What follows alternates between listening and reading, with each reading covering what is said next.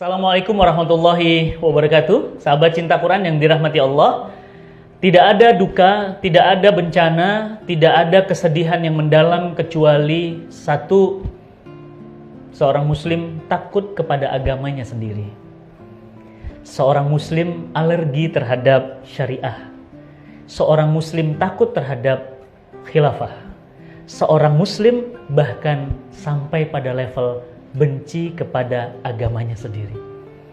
Kepedihan yang mendalam ini tentu beralasan karena yang pertama, memang ada upaya menakut-nakuti umat agar takut kepada agamanya sendiri.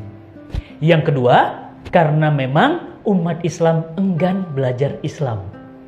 Semakin parahlah kondisi, semakin lengkaplah penderitaan karena memang ada upaya dari pihak eksternal untuk menakut-nakuti Islam, menakut-nakuti kaum muslimin untuk berislam.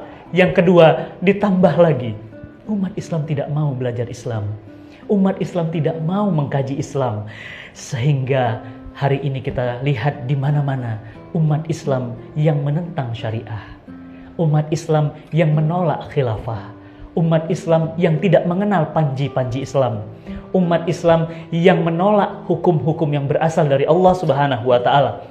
Umat Islam tidak terima dengan hukum waris. Umat Islam menolak hukum poligami. Umat Islam sendiri yang kemudian menolak hukum yang terkait dengan persaksian wanita dan pria. Umat Islam sendiri yang tidak setuju terhadap larangan presiden wanita dan seterusnya. Siapa yang menolak syariah?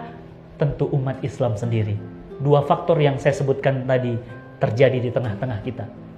Barat, orang-orang kafir memang telah berupaya pagi dan siang juga malam untuk menakut-nakuti kaum muslimin agar kaum muslimin tidak mau mengambil Islam. Maka kalau mengambil Islam berarti terjadilah kemunduran. Kalau mengambil Islam ketertinggalan. Kalau mengambil Islam kembali ke zaman batu. Kalau mengambil Islam maka terjadilah kesengsaraan. Ini yang terus dikampanye, ini yang terus diopinikan oleh Barat agar kaum muslimin takut terhadap Islam. Yang kedua, umat Islam rendah kesadaran untuk belajar Islam secara mendalam. Andai saja umat Islam mau belajar Islam, mereka takut dengan syariah. Apa yang mereka takutkan dengan syariah? Bukankah syariah itu adalah aturan yang maha sempurna, dari yang maha sempurna Allah Subhanahu wa Ta'ala untuk mengatur diri kita. Bahkan Allah Subhanahu wa Ta'ala berfirman, "Al-yauma akmaltu lakum dinakum wa atmamtu 'alaikum ni'mati wa raditu lakum Islam Madinah." Hari ini telah aku turunkan Islam sebagai agama yang sempurna untuk kalian, sebagai syariah yang sempurna untuk kalian, dan aku cukupkan nikmat itu, dan aku telah ridhoi Islam menjadi agama kalian. Maka apa yang salah? Mengapa kemudian umat Islam takut terhadap syariah?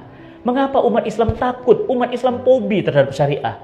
Mengapa umat Islam adalah pemimpin garda terdepan terhadap penentangan agama untuk agamanya sendiri?